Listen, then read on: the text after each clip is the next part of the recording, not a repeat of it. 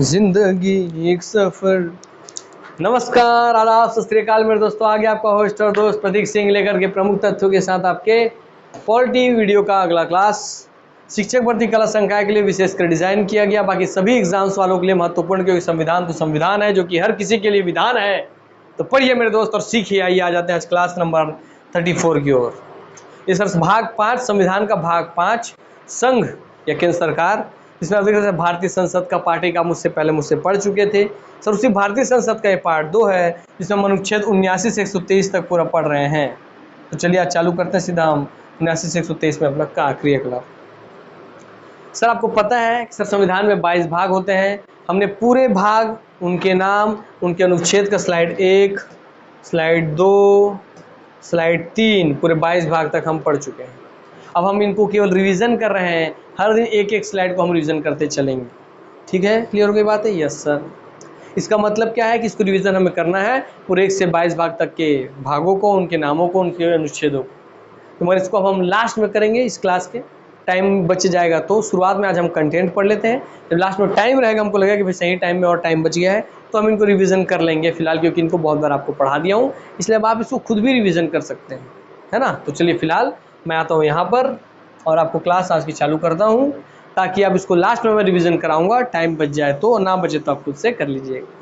आइए, तो संसद के 3 अंग होते हैं, राष्ट्रपति, राज्यसभा और लोकसभा, जिसमें से राष्ट्रपति हम पढ़ चुके थे। राज्यसभा के बारे में आपको लास्ट क्लास में पूरी जानकारी में दे दिया था, है ना, कि संसद होता है अनुच्छेद 79 में, मगर अनुच्छेद 80 में होता है राज्यसभा। इसमें अनुच्छेद 80 में होता है राज्यसभा, अनुच्छेद 80 में। जबकि 79 में क्या होता है? 79 में होता है संसद। अनुच्छेद 79 में संसद होता है। और फिर संसद के बाद राष्ट्रपति हम पढ़ चुके थे, तो भाई संसद में सबसे पहला हिस्सा कौन है? राज्यसभा का। इसलिए 79 के बाद आता है 80, इसलिए 80 में आ गया राज्यसभा। क्लियर? अब आज आप पढ़ रहे हैं दोस्तों क्या? तो आज आप पढ़ेंगे लोकसभा।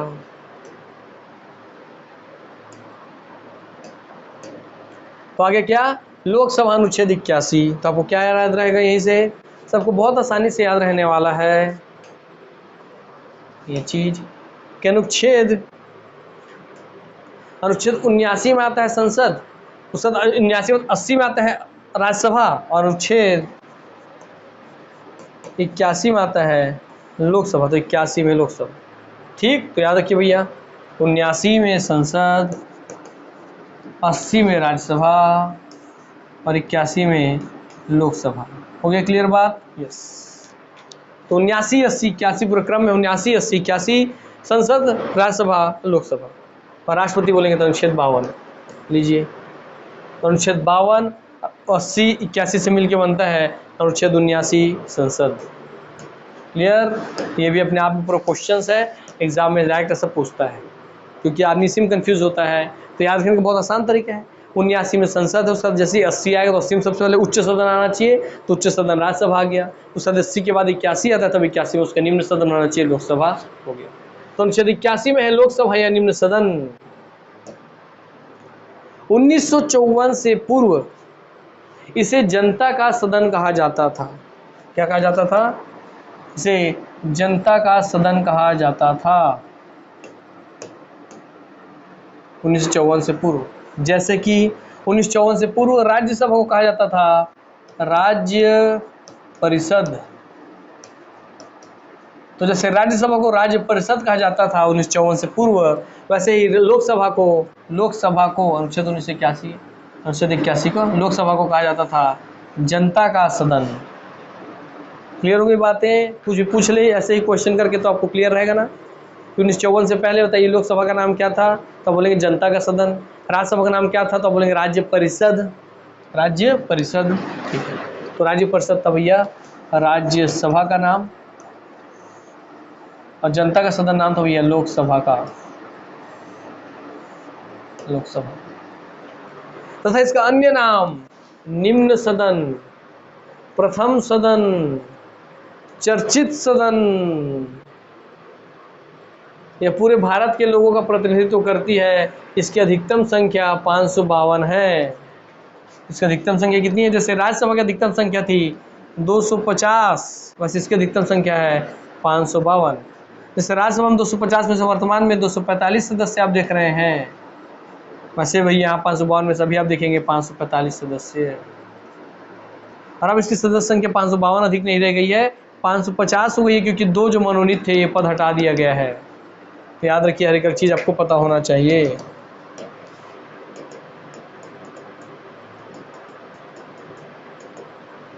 ठीक है, अब देखिए सर, इसको इस नाम से क्यों जानते सर, इसको निम्न सदन क्यों बोलते हैं, इसको प्रथम सदन क्यों बोलते हैं? क्योंकि मैंने क्या बताया था कि अगर एक आदमी है तो सबसे प्रथम बटन दबा के किसको वोट देता है सर? लोकसभा के सांसद का वोट देता है। इसलिए भैया के यहाँ के लोग कहलाते हैं, पहले इनको चुना जाता है, इसलिए कहलाते हैं प्रथम सदन, क्योंकि इसको जनता ने सबसे पहले चुना था। और फिर इन्होंने चुना था राज्यसभा के लोगों को सेकंड नंबर पे, इसलिए कहलाता है राज्यसभा द्वितीय सदन। सर इनकी उम्र की सीमा होती है सर 25 वर्ष, इसलिए यहाँ निम्न माने छोटे भाई लोग बैठते हैं, इसलिए भैया क्या हो गया, निम्न सदन इनका नाम हो गया, निम्न सदन। और यहाँ क्योंकि 30 वर्ष उम्र सीमा थी, इसलिए हमारे लोग बड़े लोग बैठते हैं, इसलिए इसका नाम क्या हो गया, उच्च सदन, जहाँ बड़े लोग बैठते हैं। क्योंकि बड़े लोग विद्वान ऐसा माना जाता है, इसलिए इसे विद्वान सदन भी कहा जाता है, विद्वानों की सभा भी कहा जाता है। और यहाँ जनता डायरेक्ट चुने जा रहे हैं यहाँ पे सदस्य जो है, इसलिए इसे जनता का सदन पहले बोलते भी थे। क्लियर हो गई बातें? यस। आपको भैया निम्न सदन क्यों बोलते हैं, प्रथम सदन क्यों बोलते हैं, आपको पता चल गया। और चर्चित सदन क्यों बोलते हैं? क्योंकि यहीं पे ही हर एक बिल पे चर्चा सबसे पहले आपको देखने के लिए मिलती है। नॉर्मली ज़्यादातर सभी चीज़ों पे चर्चा परिचर्चा आपस में इसी सदन में देखने मिलती है, इसलिए इसे चर्चित सदन कहते हैं। ठीक, और पूरे भारत के लोगों का प्रतिनिधित्व यहाँ करती है लोकसभा, इसलिए इसे जनता का सदन कहते थे पहले, और इसलिए अभी वर्तमान में इसे लोकसभा बोलते हैं, क्योंकि लोगों के कल्याण के लिए बनी हुई सभा को ही आप लोकसभा बोलते हैं। क्योंकि लोक शब्द का मतलब ही है लोगों का कल्याण, तो लोगों के कल्याण के लिए बनी हुई सभा है लोकसभा। और इसकी अधिकतम संख्या 552 है, मगर अब आपकी समझिए 550 है। तो दोस्तों जो 2 सदस्य एक्स्ट्रा आपको दिख रहे हैं, ये थे एंग्लो इंडियन के पद, आंग्ल भारतीय के पद, एंग्लो इंडियन आंग्ल भारतीय, है ना। किस शब्द सर एंग्लो इंडियन आंग्ल भारतीय होते हैं क्या दोस्तों? अरे आंग्ल से हो गया अंग्रेजी, आंग्ल भारतीय, आंग्ल से हो गया अंग्रेजी, आंग्ल भारतीय से हो गया भारतीय, अर्थात जिनके पेरेंट्स में से कोई भी एक अंग्रेज हो और कोई भी एक भारतीय हो, एक आंग्ल माने अंग्रेज हो और एक भाषा भारतीय हो, तो आंग्ल भारतीय, एंग्लो इंडियन, तो जिसके भी पेरेंट्स में से एक अंग्रेज ब्रिटिशर्स हो, अंग्रेज हो, और दोस्तों एक आपके हो कौन भारतीय हो, दोस्तों उसका कोई बच्चा हो, तो ऐसे व्यक्ति को बोलते हैं एंग्लो इंडियन। और उनको प्रतिनिधित्व क्यों दिया जाता है? क्योंकि भाई जब अंग्रेज यहाँ थे तो कुछ भारतीयों से वैवाहिक संबंध स्थापित किए, तो उनके भी तो बच्चे यहाँ पे हैं ना।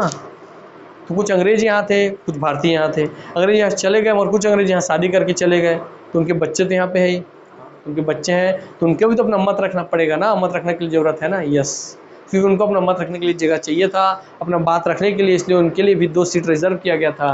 मगर अब इसकी ज़रूरत नहीं, क्योंकि अब भारत में इतने लंबे समय के बाद जितने आंग्ल इंडियन के बच्चे थे अब सब इंडियन के हो गए। जैसे कैसे आंग्ल और इंडियन के बच्चे हो गए इंडियन, अब उसका शादी हुआ इंडियन से, क्योंकि अब तो भारत में ही है, तो इंडियन के बच्चे हो गए इंडियन, फिर उसके बच्चे हो गए इंडियन शादी हो गई इंडियन, अब सब इंडियन हो गए हैं, इसलिए वो इसके अंदर आ जाते हैं। इसलिए अब इस सीट की ज़रूरत नहीं पड़ी, इसलिए इसको हटा दिया गया है। इसलिए अब आपके लोकसभा में अधिकतम संख्या हो गई है 550।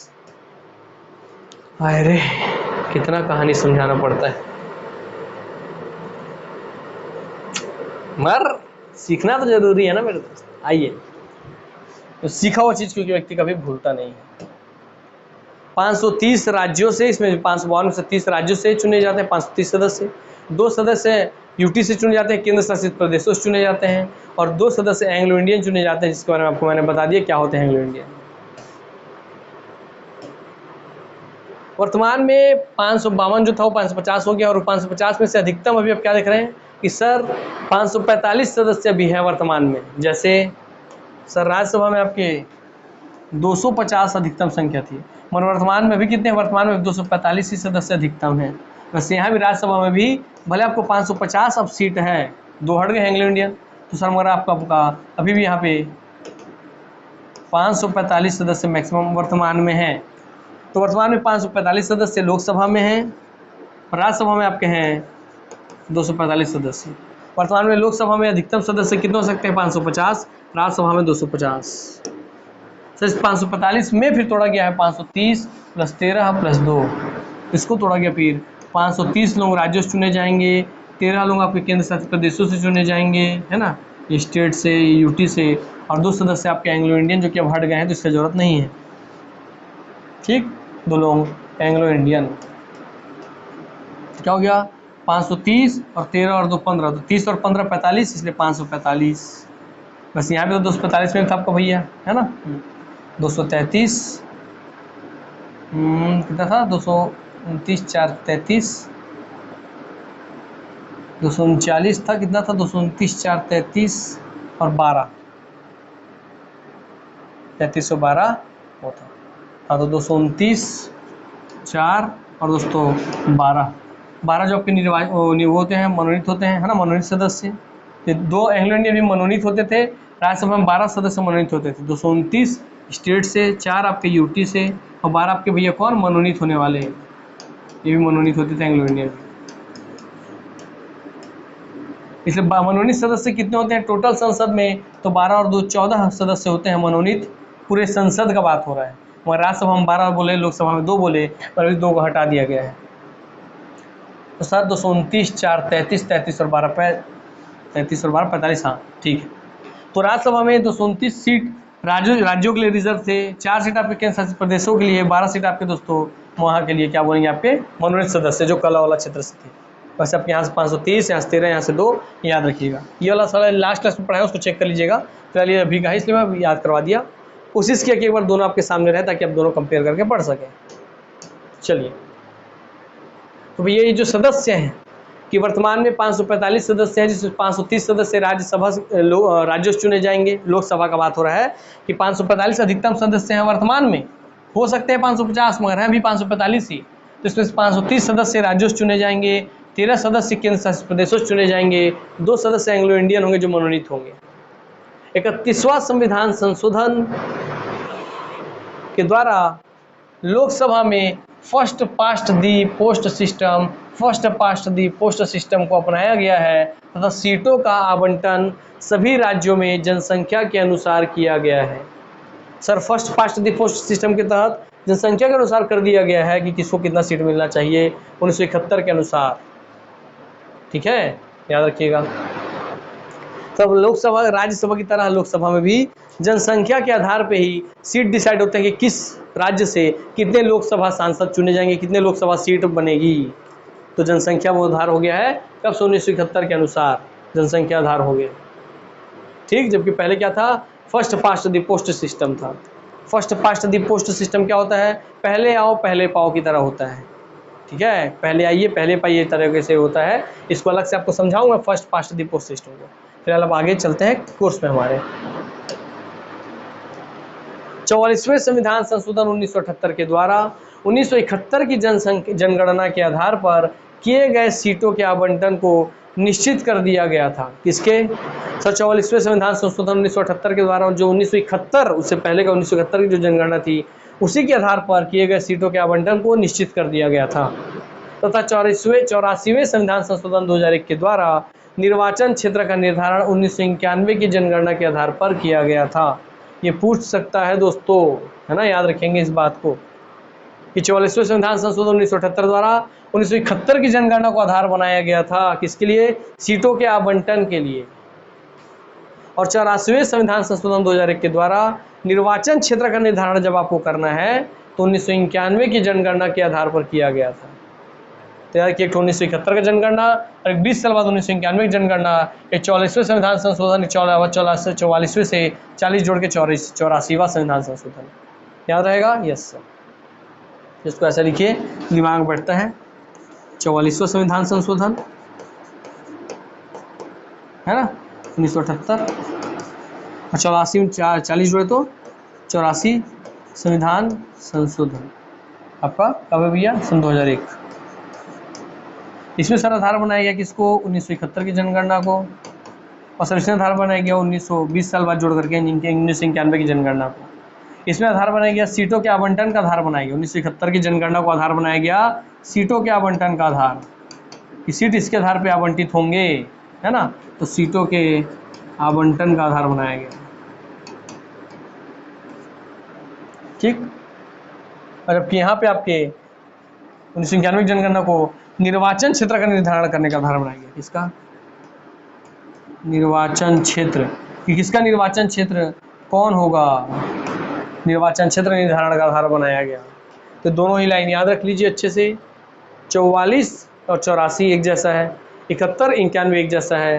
पहले सीटों का आवंटन है कि भाई किस राज्य में कितने सीट आवंटित किए जाएंगे, 1971 की जनगणना के आधार पर डिसाइड किया जाता है, क्योंकि 44वां संविधान संशोधन 1978 से तय किया गया था। और सर निर्वाचन क्षेत्र कौन सा निर्वाचन क्षेत्र किस किस सीट के अंतर्गत आएगा, जैसे सीट, इस सीट के अंदर कौन सा निर्वाचन क्षेत्र आएगा, तो निर्वाचन क्षेत्र का निर्धारण 1991 की जनगणना के आधार पर किया जाता है 84वां संविधान संशोधन 2001 के द्वारा। क्लियर हो गई बातें? Yes sir. चलिए 87वां संविधान संशोधन 2003 में निर्वाचन क्षेत्र का निर्धारण, अभी के निर्वाचन क्षेत्र का जो निर्धारण था वो 2001 की जनगणना के आधार पर किया गया था। तो जो 91 था इसको बदल के फिर 2001 कर दिया गया, तो 71 से 91 से 2001 हो गया। ठीक, और कब 44वां से 84, 84 से 87वां संविधान संशोधन 2001 के द्वारा, 2003 के द्वारा। चलिए निम्नलिखित में से जनता द्वारा प्रत्यक्ष रूप से निर्वाचित सदन है, जनता जिस यहाँ के लोगों को प्रत्यक्ष रूप से चुनती है बटन दबा के, वो होता है दोस्तों लोकसभा। तो लोकसभा आंसर हो गया ए, लोकसभा। भारत में लोकसभा किसका प्रतिनिधित्व करता है, राज्यों की विधानसभाओं का, राज्यों तथा केंद्र शासित प्रदेशों का। तो भारत में लोकसभा किसका प्रतिनिधित्व करता है, भारतीय जनता का, राजनीतिक दलों का, राज्यों तथा केंद्र शासित प्रदेशों का। तो बताइए जो सीट आपको बताया था उसमें तोड़ के बताया था। यस सर, तोड़ के बताया था ना कि भैया भारत में लोकसभा जनता का प्रतिनिधित्व करता है, कि लोकसभा में जनता के प्रतिनिधित्व बैठते हैं, प्रतिनिधि बैठते हैं। याद कीजिए सबसे पहला लाइन लिखा हुआ था, ये देखिए, ये वापस दिखाता हूँ आपको मैं।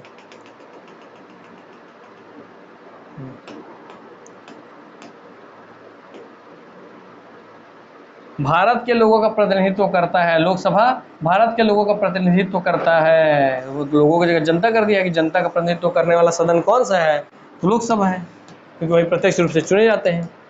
तो ये क्वेश्चन बन गया। तो भारत में लोकसभा किसका प्रतिनिधित्व करता है, तो भारत की जनता का प्रतिनिधित्व करता है भारत का लोकसभा।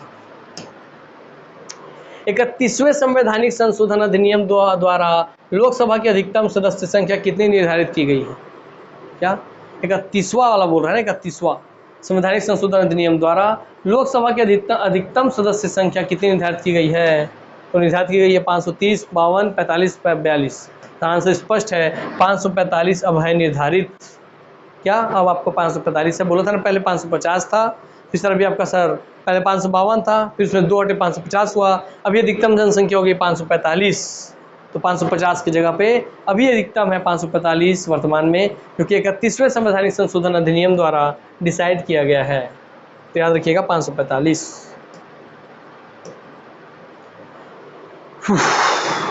अरे तो राज्यसभा की अधिकतम सदस्य संख्या 250 और लोकसभा की अधिकतम 545।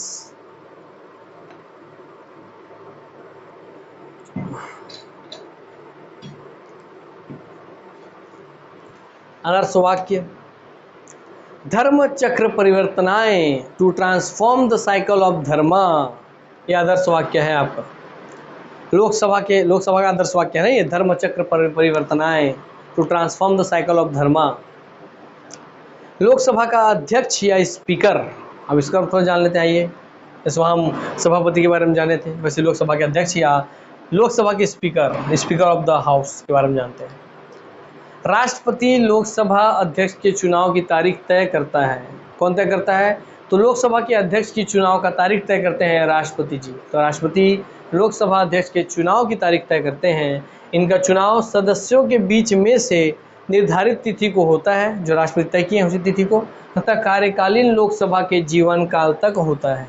कार्यकालीन लोकसभा के जीवन काल तक इनका कार्यकाल होता है। इसका मतलब जब तक वर्तमान लोककाल, जिस समय नए लोकसभा का चुनाव हो रहा है, नए लोकसभा अध्यक्ष का चुनाव हो रहा है, जिस नए लोकसभा के लिए हर बार जब नई लोकसभा बनेगी तो हर बार नई लोकसभा का नया लोकसभा अध्यक्ष बनेगा।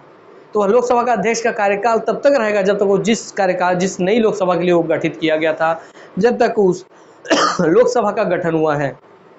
जैसे मान लीजिए आपका 2014 2014 से 19 तक एक लोकसभा कार्यकाल चला। अब 2020 से मान लीजिए 25 तक चल रहा है, मान लीजिए, है ना, 19, 20, 5, 25।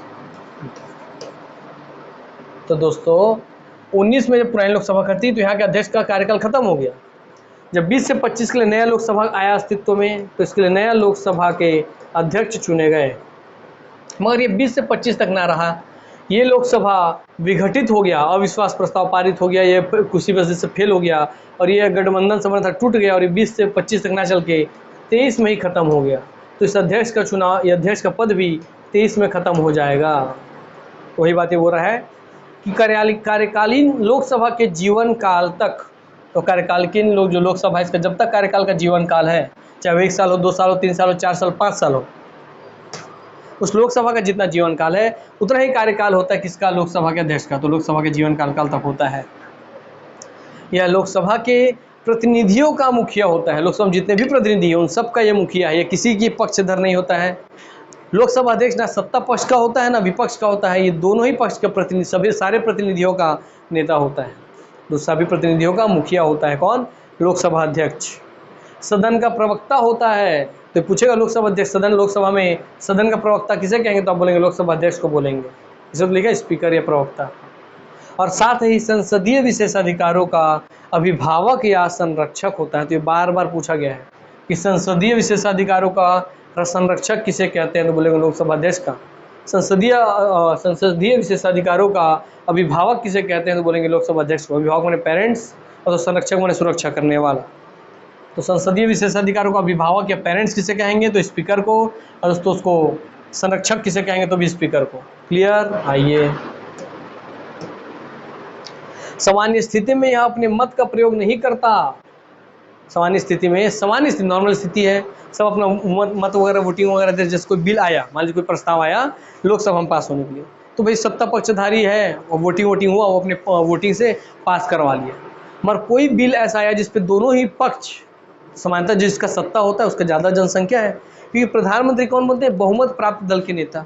तो 500 में से जिसके पास 300 सीट है, किसी के पास 200 सीट है, तो जो 300 सीट वाला जो रखा हुआ है आदमी अपने पास, वो जब भी कोई बिल लेके आएगा तो उसको 300 लोग वोट दे देंगे। इसके 200 वोट ही हैं टोटल विपक्ष के, तो भैया इसका बिल तो पास हो गया, तो क्या इनको वोट देना पड़ेगा, नहीं। मगर कभी ऐसा केस हो गया कि 500 लोग हैं और 250 की स्थिति नहीं पड़ गई, 200 इधर 200 इधर और 50-50 दोनों तरफ, मतलब उस बिल पे दोनों तरफ से 250 वोट पड़े हैं, तब वैसे स्थिति में जहाँ वोट कोई एक वोट डिसाइड कर सकता है कि बिल पास हो या ना हो, तब वोट देने का अधिकार होता है लोकसभा के अध्यक्ष को। तो वही बात यहाँ पे लिखा है कि सामान्य स्थिति में अपने मत का प्रयोग नहीं करते हैं, लेकिन मत बराबर होने की स्थिति में, जब मत दोनों तरफ 250 वोट पड़ जाए, उस स्थिति में निर्णायक मत देते हैं। तो ये पूछता है क्वेश्चन कि निर्णायक मत कौन देते हैं लोकसभा में, तो बोलेंगे लोकसभा अध्यक्ष। संयुक्त बैठक की अध्यक्षता कौन करते हैं, तो लोकसभा अध्यक्ष। इसको बार बार घुमाता है आपको।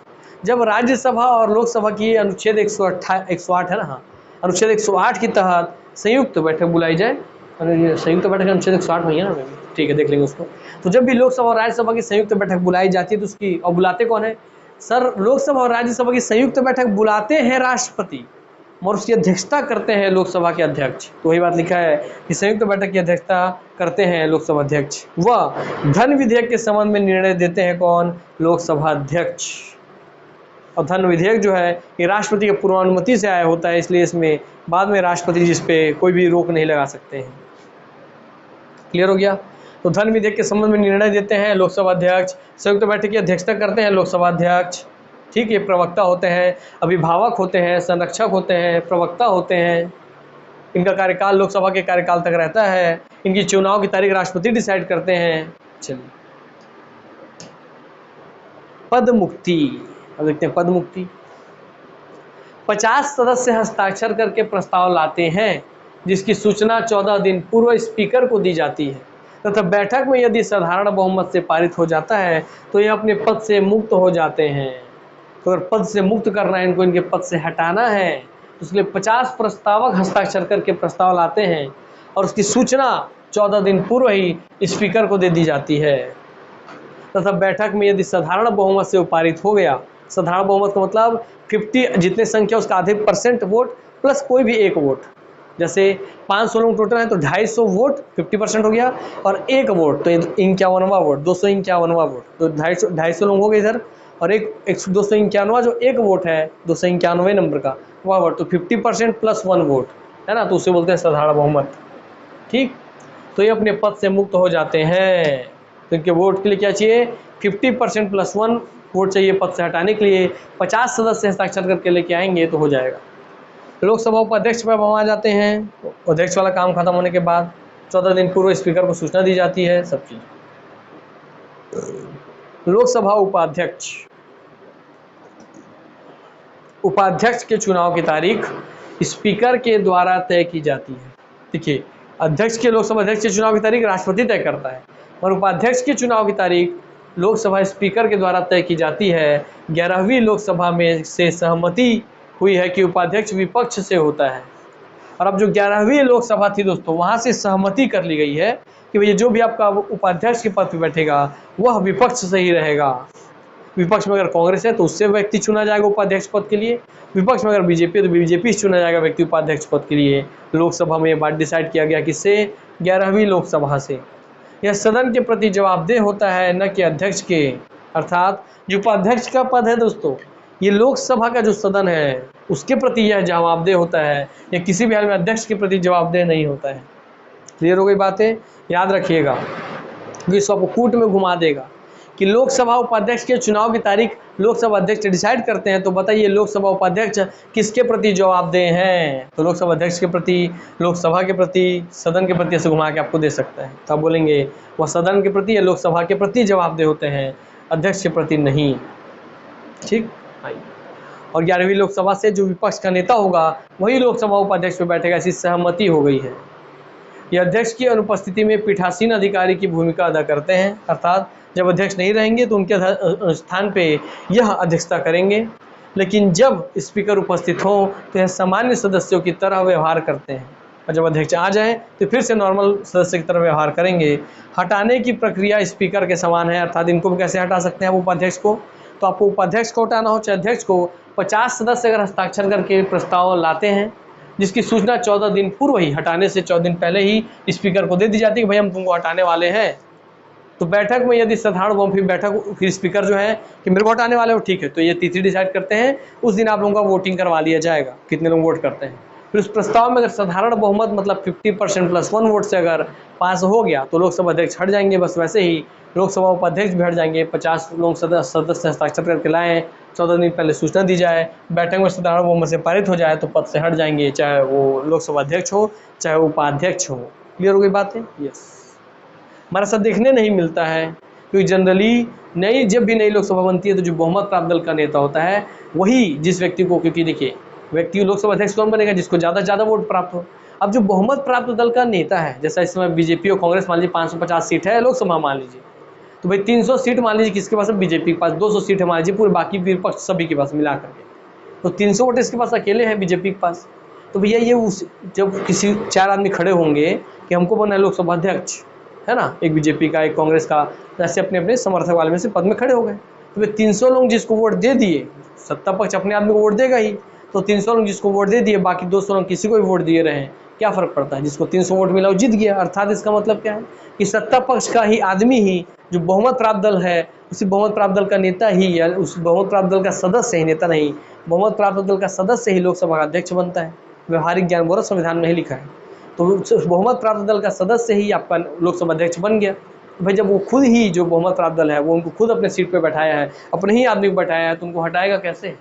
और जब उनको हटाने के लिए कोई प्रस्ताव लेके भी आ गया 50 लोग साइन करके, तो साधारण बहुमत से पास होगा कैसे, क्योंकि साधारण बहुमत कितना है, 50% प्लस 1। इनके पास है 300 सीट, बाकी सबके पास मिला के है 200 सीट, और 50% कितना होता है 250, तो टोटल मिला के 200 है, तो 250 वोट 50 वोट एक्स्ट्रा कहाँ से लाएंगे, और 50 वोट के बाद 1 vote extra 51, 50% plus 1 vote extra कहाँ से लाएंगे, तो 51 वोट कहाँ से एक्स्ट्रा लाएँ। यस, इसलिए दोस्तों ऐसा होता नहीं कि हटे। चलिए आगे बढ़ते हैं, पर कभी कभी वो स्थिति आती भी है। अध्यक्ष और उपाध्यक्ष का शपथ अलग से नहीं लेते हैं। तो याद रखेंगे ये क्वेश्चन बार बार बना है कि जो भी व्यक्ति लोकसभा अध्यक्ष बनता है और जो व्यक्ति लोकसभा का उपाध्यक्ष बनता है, वो लोकसभा के अध्यक्ष पद का और लोकसभा के उपाध्यक्ष पद का शपथ अलग से नहीं लेता है। हैं सर, उसके उस पद पे बैठ रहे उस पद का शपथ नहीं लेता? हाँ नहीं लेता, इसलिए तो क्वेश्चन बनता है बार बार। तो सर वो किसका शपथ लेता है? अरे भैया वो खुद तो एक सांसद है ना। ये दोनों ऑटोमेटिक जो अध्यक्ष बनेंगे और उपाध्यक्ष बनेंगे, ये दोनों ही सांसद हैं, लोकसभा के सांसद हैं। तो सांसद के रूप में पहले ही शपथ ले चुके हैं। जब सांसद के रूप में शपथ ले ली हैं और उसी संसद में से जन को उठा के आप भैया ऊपर निगरानी करने के लिए बैठा रहे हो, इसको डबल डबल शपथ थोड़ी दिलवाओगे? यस, इसीलिए लोकसभा के अध्यक्ष व उपाध्यक्ष का शपथ अलग से नहीं होता है। ये बात याद रखिएगा, गांठ मान लीजिए। बार बार ये बात पूछता है, इनका शपथ होता ही नहीं है। इस पद के लिए, लोकसभा के अध्यक्ष पद के लिए, लोकसभा के उपाध्यक्ष पद के लिए कोई शपथ अलग से नहीं होता है, कोई शपथ नहीं लिया जाता है अलग से। क्लियर? रख लीजिएगा याद, बार बार टोक रहा हूं मैं। लोकसभा अध्यक्ष का चुनाव कौन करता है? लोकसभा के सदस्य, लोकसभा के निर्वाचित सदस्य, संसद के सदस्य, उपरोक्त कोई नहीं। आंसर सर आपका लोकसभा के सदस्य, अर्थात लोकसभा के सदस्य लिख दिया, इसका मतलब लोकसभा के सारे सदस्य आ गए, निर्वाचित मनोनीत सब। मतलब लोकसभा में मनोनीत 2 सदस्य थे एंग्लो इंडियन, तब वो सदस्य हट चुके हैं, तब लोकसभा के सब सदस्य निर्वाचित ही हो चुके हैं एक तरीके से। ठीक, तो याद रखिए लोकसभा अध्यक्ष का चुनाव लोकसभा के सभी सदस्य मिलकर करते हैं। और अब क्योंकि सभी सदस्य में निर्वाचित और मनोनीत आते थे, और मनोनीत अब हट गए हैं, एंग्लो इंडियन का पद खत्म हो गया है, तो सारे सदस्य निर्वाचित ही हो गए हैं। तो अब अगर एग्जाम में आए तो लोकसभा के निर्वाचित सदस्य उसका आंसर आएगा। ये वाला क्वेश्चन अब गलत हो जाएगा अब। ठीक, चलिए। लोकसभा अध्यक्ष निम्नलिखित में से किस रूप में शपथ लेते हैं? तो लोकसभा जो अध्यक्ष हैं वो निम्नलिखित में से किस रूप में शपथ लेते हैं? लोकसभा अध्यक्ष के रूप में, लोकसभा के क्या लोकसभा अध्यक्ष लोकसभा के अध्यक्ष के रूप में शपथ लेते हैं? नो नो नो, लोकसभा के अध्यक्ष और उपाध्यक्ष, अध्यक्ष और उपाध्यक्ष के रूप में शपथ नहीं लेते हैं। लोकसभा के आम सदस्य के रूप में शपथ लेते हैं, लोकसभा के वरिष्ठ सदस्य के रूप में शपथ लेते हैं, उपरोक्त में कोई नहीं। तो आंसर है कि लोकसभा के आम सदस्य। इसका मतलब आम सदस्य कौन होता है? लोकसभा का आम सदस्य एक सांसद होता है, तो लोकसभा के संसद के रूप में शपथ लेते हैं, आम सदस्य के रूप में शपथ लेते हैं। अध्यक्ष पद के लिए कोई शपथ नहीं होता। मैं बोला ना ऐसा क्वेश्चन बनता है, इसलिए भटकिएगा मत। थोड़ा पानी पी लेता हूँ भाई, बिना रुके बिना टुके बोले जा रहा हूँ।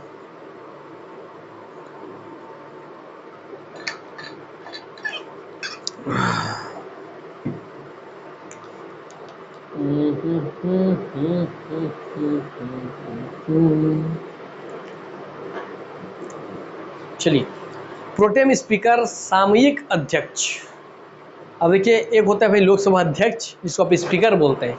अब स्पीकर के बाद आ गया एक शब्द और, प्रोटेम स्पीकर या सामयिक अध्यक्ष, अर्थात कुछ विशेष समय के लिए बना हुआ अध्यक्ष या किसी निश्चित समय के लिए बना हुआ अध्यक्ष, इसलिए सामयिक अध्यक्ष या प्रोटेम स्पीकर। तो ये देखते हैं क्या होता है भाई प्रोटेम स्पीकर। आम चुनाव के पश्चात, जब आम चुनाव हो गया, लोकसभा का आम चुनाव हो गया भाई, यहाँ सारे सांसद चुन लिए गए, तो आम चुनाव के पश्चात जब लोकसभा पहली बार बैठक के लिए आमंत्रित की जाती है, तो जब पूरे भारत में आम चुनाव हो गया, सभी सांसद चुन लिए गए, तो जब पहली बार सारे आम चुनाव के लोगों को आमंत्रित किया जाता है, आइए भाई पहली बार बैठक के लिए आमंत्रित किया जाता है, तो राष्ट्रपति लोकसभा के किसी सदस्य को, तो राष्ट्रपति लोकसभा के, उसी लोकसभा में किसी भी सदस्य को जिनको उनका मन कर दे, जब सब नए नए सांसद चुन के आ गए पूरे भारत से, उनमें से जिस सदस्य को मन करेगा राष्ट्रपति उस सदस्य को उठाएंगे, किसी भी सदस्य को। आपको बार बार इसी किसी सदस्य को घुमाने के लिए आपको क्या कर देगा, वरिष्ठ सदस्य डाल देगा। इसलिए क्यों डाल देगा, क्योंकि नीचे एक लाइन लिखा होगा, देखिए सामान्यतः वरिष्ठ को ध्यान दिया जाता है, तो ये ध्यान देते हैं, कोई नियम कानून लिखा हुआ नहीं है। तो राष्ट्रपति जिस व्यक्ति को चाहे उस व्यक्ति को उस समय क्या बना सकते हैं, प्रोटेम स्पीकर। क्यों? क्योंकि दोस्तों उस पहले बैठक में तो अभी लोकसभा का अध्यक्ष ही नहीं चुना गया है, तो जब तक लोकसभा का अध्यक्ष नहीं है और पहला बैठक हुआ है, तो उस पहले बैठक का तो कोई अध्यक्षता करने के लिए होना चाहिए। इसलिए राष्ट्रपति जी जब लोकसभा नहीं बनती, तो नई लोकसभा का जब पहला बैठक बुलाते हैं, पहला आपका मीटिंग करवाते हैं, तो उस समय उन्हीं सदस्यों में से किसी भी सदस्य को वो लोकसभा का अध्यक्ष बनाते हैं। और कैसा, कुछ समय के लिए, कितने समय के लिए, जब तक नया लोकसभा का अध्यक्ष ना चुन लिया जाए, तो ये एक अस्थायी अध्यक्ष होता है, इसलिए इसको प्रोटेम स्पीकर या कुछ समय के लिए होने वाला अध्यक्ष बोलते हैं, इसलिए इसे सामयिक अध्यक्ष बोलते हैं या प्रोटेम स्पीकर बोलते हैं। ठीक, आइए, आम चुनाव के पश्चात जब लोकसभा पहली बार बैठक के लिए आमंत्रित की जाती है, तो राष्ट्रपति लोकसभा के किसी सदस्य को अस्थायी अध्यक्ष या प्रोटेम स्पीकर। तो प्रोटेम स्पीकर क्या पद है? एक अस्थायी अध्यक्ष का पद है। तो अस्थायी अध्यक्ष या प्रोटेम स्पीकर नियुक्त करते हैं राष्ट्रपति जी किसी सदस्य को। सामान्यतः जो लोकसभा में, जो नई लोकसभा आई उसमें जो सबसे वरिष्ठ सदस्य होते हैं, जिनका सबसे ज़्यादा उम्र होता है, उनको ही जनरली उस समय प्रोटेम स्पीकर बना दिया जाता है। तो सामान्यतः वरिष्ठता को ध्यान दिया जाता है प्रोटेम स्पीकर को बनाने के समय पे। प्रोटेम स्पीकर के दो मुख्य कार्य होते हैं। अभी प्रोटेम स्पीकर क्या काम करेगा? इसके दो मुख्य काम होंगे। तो पहले क्वेश्चन तो यही, किस तरह, एक होता है स्पीकर, एक होता है प्रोटेम स्पीकर, एक होता है लोकसभा अध्यक्ष, एक होता है सामयिक अध्यक्ष। तो जब तक नए लोकसभा अध्यक्ष का चुनाव ना हो जाए उस समय तक के लिए प्रोटेम स्पीकर या सामयिक अध्यक्ष से ही काम चलाया जाता है। ये स्थायी होता है लोकसभा अध्यक्ष। प्रोटेम स्पीकर या सामयिक अध्यक्ष आपका अस्थायी पद होता है। इसको भी राष्ट्रपति इसके चुनाव की तिथि तय करते हैं और लोकसभा के सदस्य अपने बीच में से इसको चुनाव करते हैं। इसका चुनाव दोस्तों राष्ट्रपति जी कर देते हैं। किसी भी सदस्य को बना सकते हैं, मगर जनरली सामान्यतः लिखा नहीं है कहीं नियम में, मगर सामान्यतः जो सबसे वरिष्ठ होते हैं उसको इस पद के लिए बैठाते हैं, प्रोटेम स्पीकर के लिए।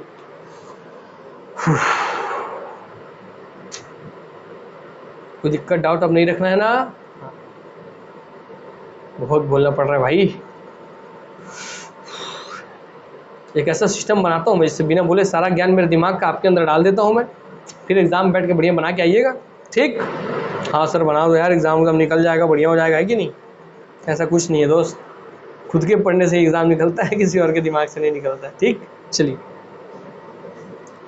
हाँ सर, क्लियर हो गया?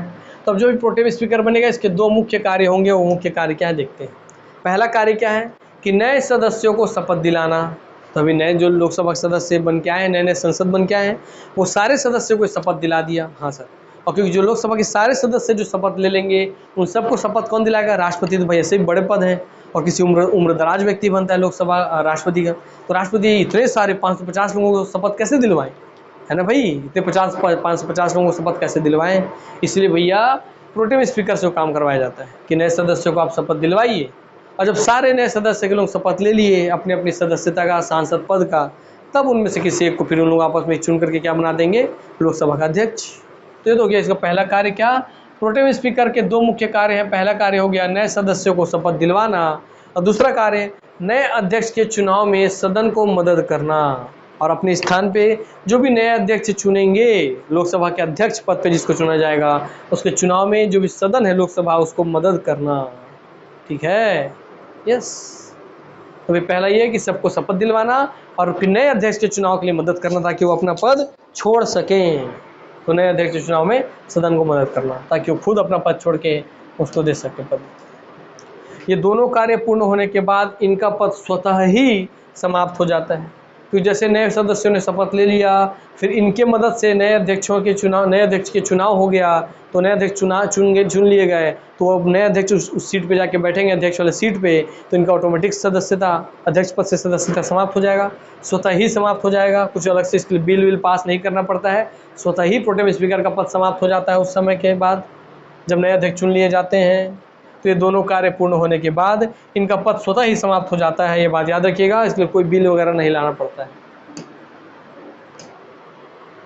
लोकसभा का अस्थायी अध्यक्ष या प्रोटेम स्पीकर किसके द्वारा नियुक्त किया जाता है? बताइए भैया, आप लोग सबके सब मिलकर के। इतना इजी क्वेश्चन पूछा हूं मैं, है ना भाई? कहाँ गया भैया?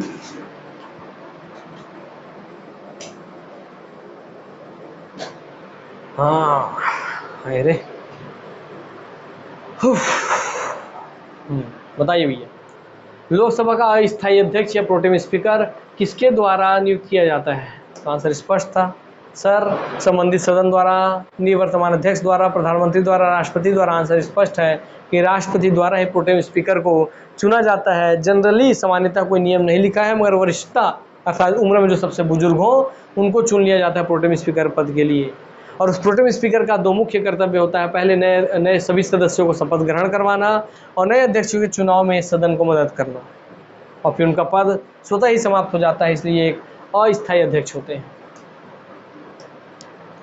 सदन का नेता, अब आ गया बात भाई, जैसे उसमें था ना सदन के नेता, है ना, जैसे राज्यसभा में सभा के नेता थे, फिर विपक्ष के नेता थे, वैसे ही लोकसभा में सदन के नेता कौन होंगे? है ना। और विपक्ष के नेता कौन है? तो देखिए लोकसभा में सदन का नेता, तो लोकसभा में या तो प्रधानमंत्री खुद सदन का नेता होते हैं या अन्य कोई मंत्री होते हैं जिसे पीएम नियुक्त या मनोनीत करते हैं। जैसे राज्यसभा में था वैसे यहाँ भी है कि जैसे ही राज्यसभा में सभा का नेता, राज्यसभा के सभा का नेता कौन था? या तो प्रधानमंत्री खुद सभा के नेता होते हैं राज्यसभा में भी, या प्रधानमंत्री खुद या तो राज्यसभा की सभा के नेता होते हैं या उनके द्वारा नियुक्त व्यक्ति। वैसे ही लोकसभा में भी सभा के नेता के पद पर या तो प्रधानमंत्री खुद होते हैं या उनके द्वारा नियुक्त कोई मंत्री होता है या जिसको वो मनोनीत करते हैं। ठीक, चलिए आगे। इनका कार्य सदन में सभी दलों के साथ तालमेल, तो इनका कार्य क्या है?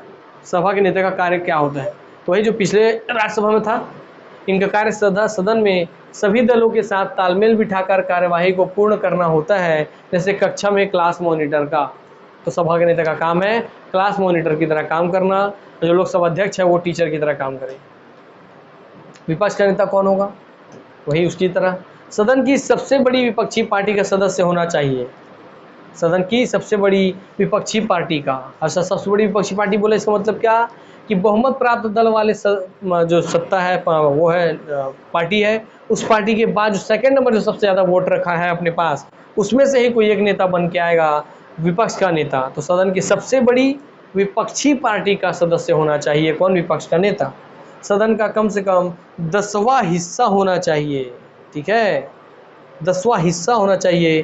जैसे पीछे में पढ़ा 10% होना चाहिए, यस सर, तो 10वां होना चाहिए, 10वां हिस्सा होना चाहिए, कम से कम 10वां हिस्सा होना चाहिए।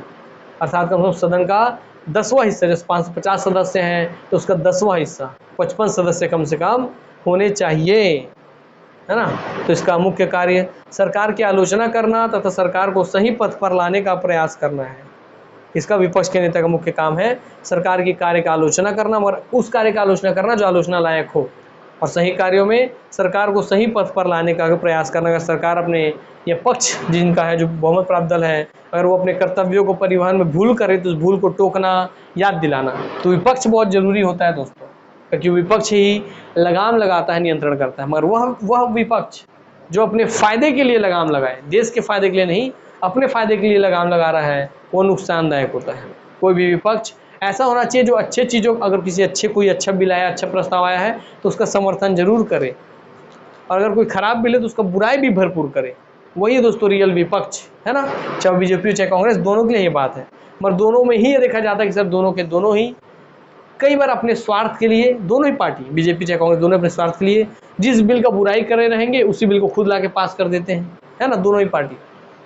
हालांकि कुछ सुधार करके वापस पास कर रहे हैं तो कोई दिक्कत नहीं है, मगर सेम टू सेम है, और इसका बुराई की उसको वैसे ही पास कर दिए तो बहुत गधे वाली बात है। कि आप विपक्ष हैं इसका मतलब ये नहीं कि आप हर बार बुराई ही करें, है ना। आपको आलोचना करना है और उस चीज़ का जो आलोचना के लायक है। जैसे मैंने बोला कि किसी गरीब को 2 वक्त का खाना मिल जाए, इसलिए मैं 5 रुपया में भारत के प्रत्येक राज्यों में, प्रत्येक नगर निगमों में 5 रुपये में खाना उपलब्ध कराता हूँ, तो भैया ये तो बहुत अच्छी बात है ना। तो बहुत अच्छी बात है कि नहीं। जो सबसे ऐसा व्यक्ति भाई जो सड़क किनारे सोया हुआ है, जिसका ना घर है, ना बार है, ना परिवार, जो स्टेशन में सोया हुआ है, जो सड़क पर चद्दर बिछा के सोता है, उस व्यक्ति को 5 रुपये में खाना मिल जा रहा है तो क्या दिक्कत है? सोचिए, या फ्री में खाना मिल जा रहा है तो क्या दिक्कत है? हाँ, तो इसका आलोचना नहीं करना चाहिए। मगर पार्टियां अपने स्वार्थ के लिए सब में बुराई खोज देती हैं, है ना। बोल देती नहीं नहीं ये बिल अभी गलत है, इस बिल में, और देखिए सही चीज़ अगर टोकें तो अच्छा भी लगता है कि भैया इस बिल में बहुत कुछ सुधार की ज़रूरत है, आप ये बिल पक्का पास करवाइए, मगर कुछ सुधार के साथ। जैसे आप पहले ये डिसाइड कीजिए कि कहीं उनका हक कोई और ना मार ले, अर्थात जिनको ये हक मिलना चाहिए, जिनके सही घर नहीं है, परिवार नहीं है, सड़क किनारे सोते हैं, फुटपाथ पे रहते हैं, उनको अनाज मिला तो अच्छी बात है। और उसके अलावा जो कोई ऐसा समर्थ व्यक्ति जो भी समर्थ है 2 या 4 रोटी कमाने में, जो ऑटो चला, रिक्शा चला रहा है, वो जाके खाने लग जाएगा तब।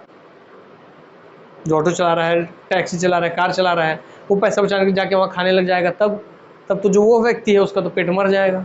हाँ, तब ऐसे नुकसान है। तो इसलिए उचित प्रबंधन कीजिए इस तरीके से। क्लियर हो गई बातें? तो मैं बोला ना, आलोचना होना चाहिए, ठीक, स्वार्थ नहीं होना चाहिए उसमें। ये विपक्ष के नेता हो गए। भाई राज्यसभा में 10% थे, यहाँ भी सदन की कम से कम 10वां हिस्सा है, सदन का कम से कम 10वां हिस्सा। क्लियर? चलिए अब आता है बात विप। ये विप क्या होते हैं? आइए वो भी जान लेते हैं। विप या सचेतन। सदन के भीतर प्रत्येक राजनीतिक दल का एक विहिपक होता है। किसका? प्रत्येक राजनीतिक दल का एक विप होता है, समझिए आप।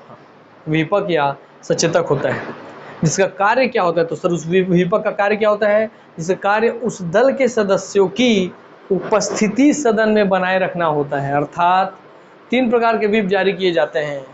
तो विहिपक जो होता है दोस्तों, हर एक प्रत्येक राजनीतिक दल का एक विहिपक होता है, और उसका काम क्या है कि भाई अपने पार्टी का, अपने दल का बहुमत बनाए रखे, लोकसभा में बहुमत बनाए रखे, अपने सदस्यों का अटेंडेंस करे, अनुपस्थित मत होने दे।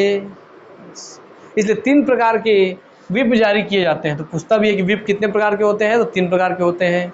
कितने प्रकार के विप जारी किए जाते हैं? 3 प्रकार के विप जारी किए जाते हैं। आइए देखते हैं। और क्यों? सदस्यों की उपस्थिति सदन में बनाए रखने के लिए। सिंगल लाइन विप, यह सदन में उपस्थित होने के लिए जारी किया जाता है। अर्थात जब भी जिस भी संसद के पास सिंगल लाइन विप जाएगा तो भाई वो तुरंत उसको सदन में आना होगा कि आप सदन में उपस्थित होइए। डबल लाइन विप, सदन में उपस्थित होना अनिवार्य है। ठीक है, तो अगर डबल लाइन विप जाता है तो एकदम अनिवार्य है, निश्चित है, मतलब किसी जरूरी मुद्दे पे बात होने वाला है, विशेष मुद्दे पर जारी होता है ना। ठीक है सर, इस सामान्य मुद्दे पर बुला लिया जाता है कि भाई आपको नॉर्मली आना है, पर कभी कोई विशेष मुद्दा आ गया जिसका पहले से तिथि डिसाइड नहीं है, अचानक से लोगों को बुलाना पड़ रहा है, तो ऐसे विशेष मुद्दों के लिए डबल लाइन विप जारी किया जाता है कि अनिवार्य है आपका आना। तीसरा, ट्रिपल लाइन विप, उपस्थित होना अनिवार्य है, यदि नहीं होते हैं तो कार्यवाही भी हो सकती है।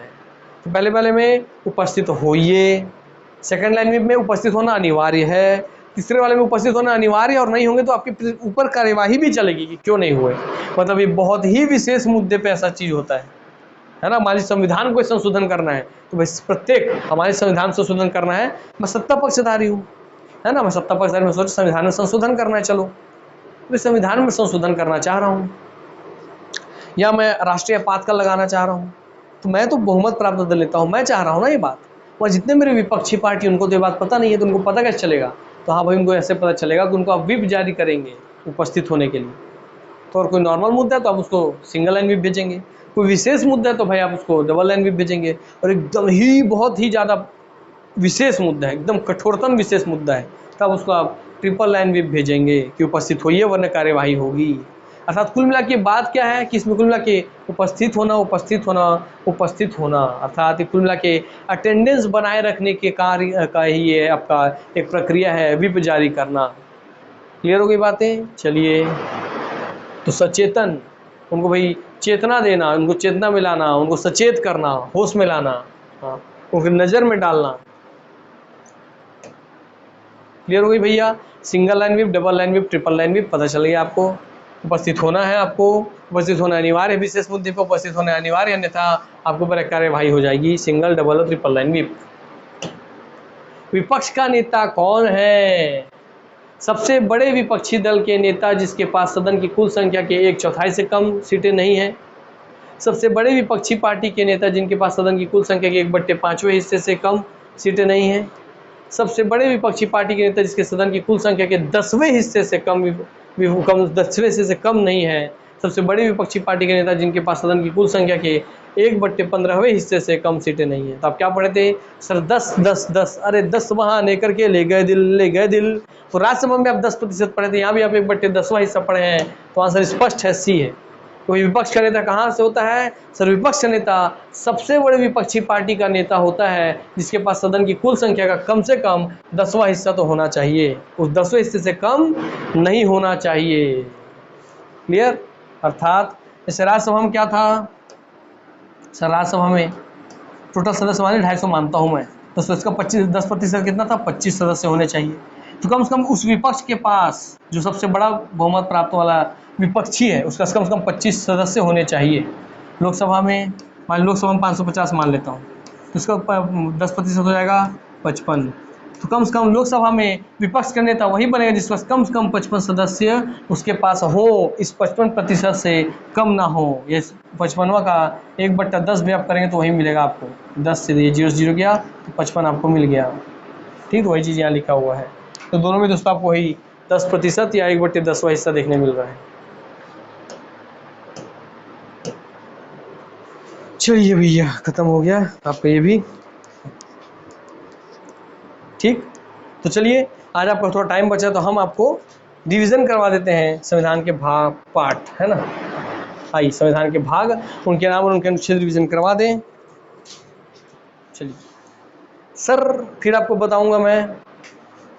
चलिए एक बार काम करते हैं, हम लोग आज थोड़ा अलग तरीके से रिवीजन करते हैं संविधान के भाग, उसके नाम, उसके अनुच्छेद कुछ अलग तरीके से रिवीजन करते हैं।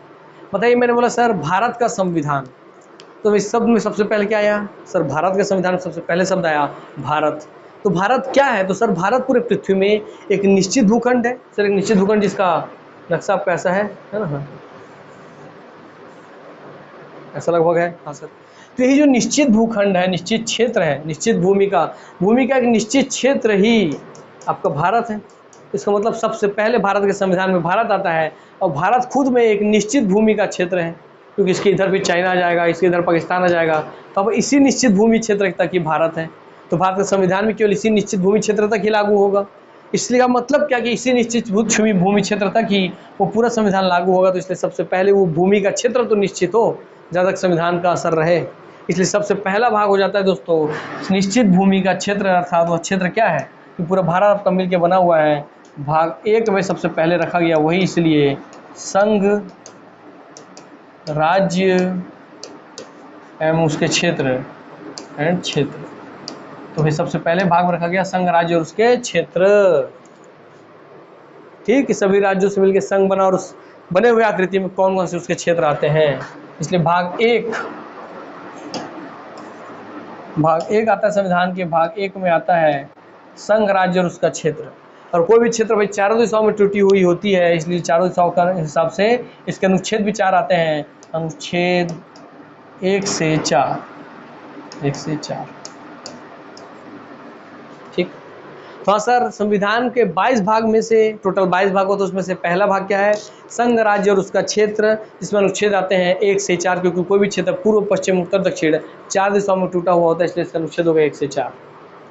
हाँ सर, क्षेत्र है सर, जो मैं आपको यहाँ नक्शा बनाया है भारत का, इस क्षेत्र में भाई यहाँ कोई जनता निवास करती होगी, तो इस क्षेत्र में जो जनता निवास करेगी वो जनता यहाँ की नागरिक कहलाएगी। तो क्षेत्र में जनता निवास करेगी वो यहाँ की नागरिक कहलाएगी, और उनके लिए ही संविधान बना है, उन्होंने ही संविधान बनाया है। इसलिए भाग 2 क्या हो जाएगा? इसलिए भाग 2 हो जाएगा इस निश्चित क्षेत्र में रहने वाली जनता यहाँ का नागरिक है, उन्होंने ही संविधान बनाया है। तो भाग 2 हो जाएगा नागरिकता, इस क्षेत्र में रहने वाले नागरिक, इसलिए भाग 2 हो जाएगा नागरिकता। अनुच्छेद हो जाएगा 5 से 11, तो 5 दूनी 10 प्लस 1 11 ऐसे करके। हाँ सर, जो नागरिक यहाँ रह रही है इस क्षेत्र पे, अब अपने लिए संविधान बना रहे हैं, हम खुद अपने द्वारा संविधान बनाए हैं, अपने लिए संविधान बनाए हैं, तो हम अपने कुछ अधिकार भी तो उसमें डालेंगे ना, कि हमें ये कुछ अधिकार प्राप्त होना चाहिए। तो हाँ सर, इस क्षेत्र में रहने वाले नागरिकों ने अपने लिए कुछ अधिकार डाले संविधान में, उसे कहा जाता है मौलिक अधिकार या मूलभूत अधिकार। और सीधी बात है कि उस क्षेत्र में रहने वाले नागरिकों ने अपने लिए कुछ अधिकार बनाए, और अधिकार आता है सर आपका पूरा अनुच्छेद 12 से 35।